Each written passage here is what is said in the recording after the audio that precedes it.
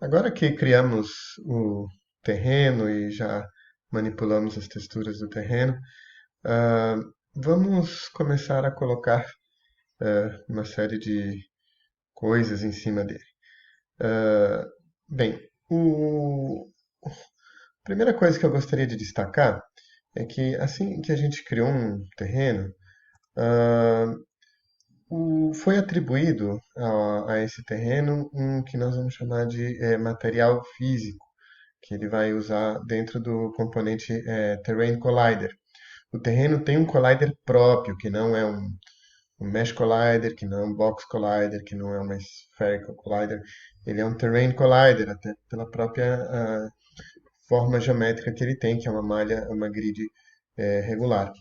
E dentro do Collider, um dos atributos que a gente vai encontrar, na verdade, um dos basicamente únicos atributos que nós vamos encontrar, é o material que é usado para colisão. Por enquanto ele não tem nenhum material e obviamente ele está usando aí um default qualquer. Ah, e nós vamos, na verdade, poder criar aqui uma colisão própria. Então vamos vir aqui em Assets e vamos criar, e vocês vão ver que existe aqui material físico, Physical Material, que é, no caso, para uma malha 3D, e para casos de jogos 2D, nós vamos ter aqui a mesma coisa, só que material para físico para 2D. Vamos criar um material ah, aqui e chamar terreno.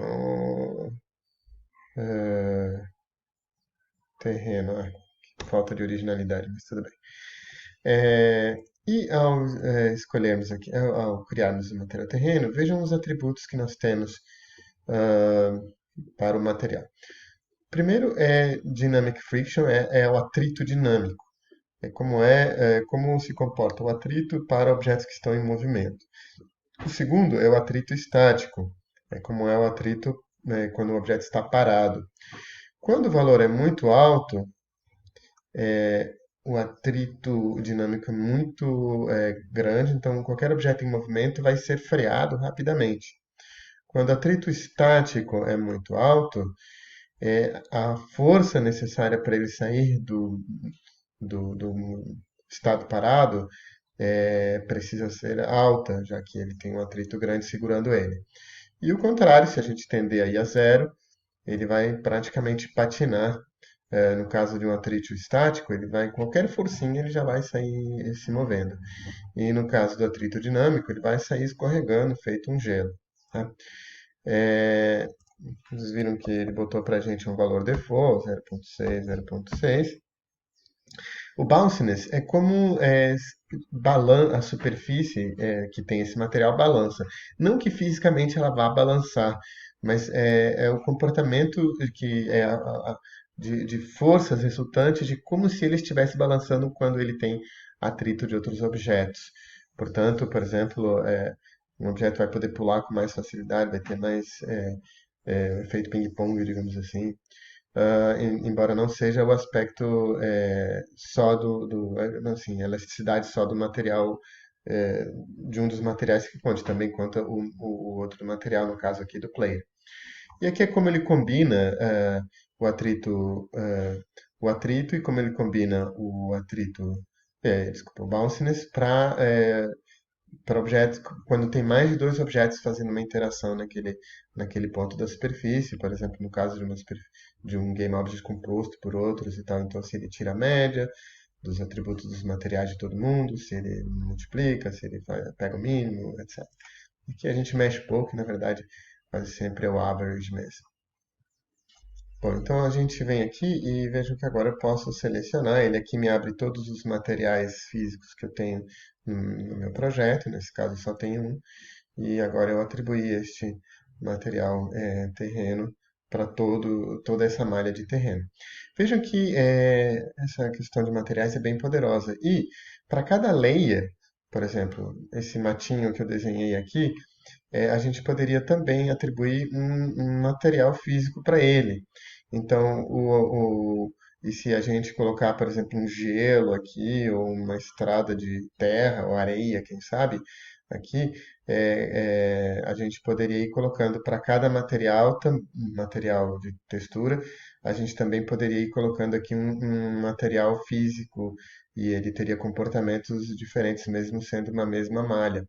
Tá? Então a gente poderia fazer com que ele tenha um atrito bem maior na estradinha, na grama, assim, fora, né? Se a grama é alta aqui, por exemplo, aí a gente põe até mais atrito ainda, sei lá. Né? Enfim, vamos deixar como está, todo o meu terreno tem o mesmo material. Bom, e uma das coisas que vai ser bem importante da gente colocar no nosso terreno são árvores. Agora, imagina se a gente tivesse que criar uma floresta, ou que ir lá longe, um monte de árvores, e botar uma a uma das nossas árvores que fossem assim, é, prefabs e ficar arrastando e botando, arrastando e botando. Além de ser extremamente trabalhoso, a minha cena começaria a ficar muito pesada, porque as árvores elas podem ter uma geometria muito detalhada. Então, o Engine não só precisa me dar uma ferramenta de colocar árvores de uma maneira mais fácil, mas também precisa fazer um tratamento de cooling, que significa descartar árvores ou simplificar as árvores de acordo com a distância e a importância, delas em relação à câmera. Bem, então vamos clicar aqui em árvores e veja que a forma de colocarmos árvores é bem interessante e funciona de forma muito parecida com a textura, onde a gente vai poder pintar as árvores. Antes disso, nós vamos ter que criar a paleta de árvores que nós vamos usar para pintar. Então, nós vamos aqui em Edit Trees, vamos adicionar uma nova árvore na minha paleta. Vamos criar aqui os prefabs, que dentro da lista de prefabs, se a gente tiver outros prefabs, postes ou qualquer outra coisa, obviamente o Unity não tem como saber o que é uma árvore e o que não é uma árvore. Aqui são prefabs. Então ele vai listar todo mundo aqui. Eu aqui tenho algumas arvorezinhas em função de um pacote que eu baixei aí lá da Asset Store, que veio três árvores da mesma espécie, mas com variações assim de folhagens e tudo mais. Vamos escolher uma delas primeiro, certo? E vamos adicionar, tá? E veja que aqui já apareceu na minha paleta uma árvore. Vamos aproveitar e já adicionar as outras, né? Para já termos aqui todas disponíveis. Adicionar. E a nossa terceira árvore aqui. Ups, desculpem, add tree. Pronto. E adicionar. Ok. Então temos três árvores e veja como aqui como se fosse uma paleta, onde eu posso escolher uma árvore e vamos agora começar a pintar as árvores na minha cena. Nossa, ficou muito denso, até porque eu talvez não queira colocar todas as árvores iguaizinhas. Então vamos aqui ah, diminuir um pouco o tamanho desse pincel, que está muito grande. Sim, está um pouquinho maior. E vamos diminuir a densidade de árvores que a gente vai pintar aqui com o meu pincel. Veja que a gente pode, ele pode automaticamente fazer uma reescala das árvores na medida que a gente vai pintando. A gente pode fazer uma reescala padrão, então todas as árvores vão ficar pela metade do tamanho que elas são. Isso pode acontecer se, por exemplo, a minha árvore foi criada, foi exportada, chegou aqui de um fator de escala diferente da minha cena. De repente chegou uma árvore que é do tamanho de uma montanha. Então a gente vem aqui e reescala ele. E a gente pode fazer uma reescala randômica, certo? Onde ele vai fazer uma variação aí de escala para todas as árvorezinhas não ficarem de idêntico tamanho e dar uma aparência muito artificial. Bem, então vamos pintar aqui. Ficou muito baixa a densidade, que estranho.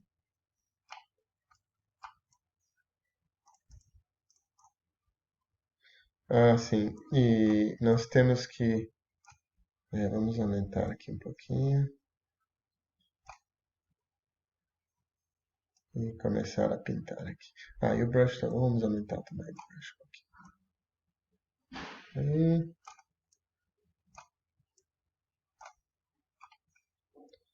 É, ok. Existe um espaçamento entre as árvores e isso se deve ao parâmetro de densidade que a gente colocou aqui. Quer dizer, respeitar a nossa estradinha aqui. Bem, vamos agora escolher outra árvore e pintar aqui no meio dessas aqui uma variação. E finalmente essa outra, é menorzinha inclusive, aqui. Pronto. Aqui está a minha cena. E estou no modo de jogo aqui só para a gente poder começar a ver como...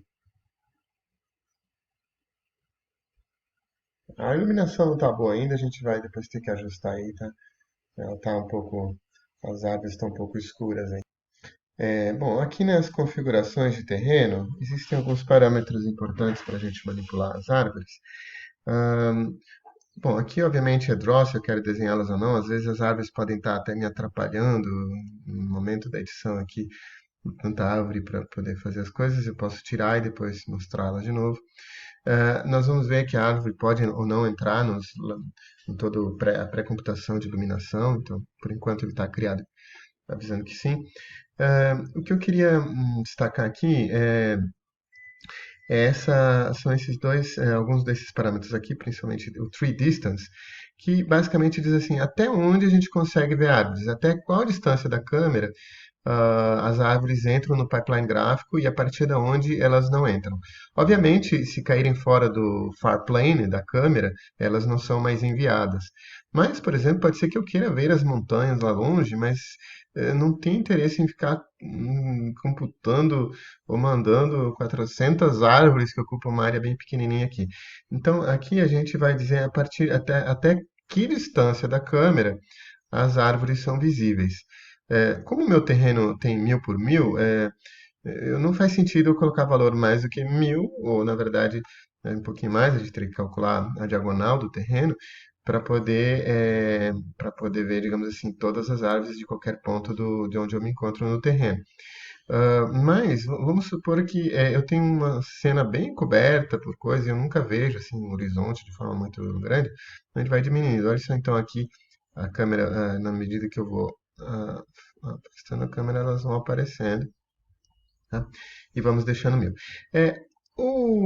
Em computação gráfica, a gente tem um conceito de billboard, a gente vai falar depois a parte mais teórica do billboard, mas o billboard basicamente consiste em transformar um objeto que é 3D, numa foto dele, a gente só vai ver a foto dele num plano, como se fosse um sprite. E as árvores, a partir de uma distância, podem e devem virar billboards, porque imagina que cada uma dessas árvores tem uma malha grande de triângulos e tal. Então, vai sobrecarregar muito o meu pipeline gráfico se eu ficar mandando toda essa quantidade de geometria frame a frame. Então, a partir de uma distância da câmera, a gente pode transformar as árvores em billboards e é, elas vão passar a ser puras fotinhos de árvores. Aí ele precisa pré-computar e por isso não me mostrou aqui. E o fade length qual a distância assim, em que ele muda de transição de malha para billboard. Porque ele também não pode mudar de cara, porque daria um popping, daria uma espécie de blink assim. Então ele vai fazendo uma transição suave e neste caso ele leva 5 unidades para ele. Durante 5 unidades ele vai ser tanto billboard como malha e depois ele passa a ser só um ou outro.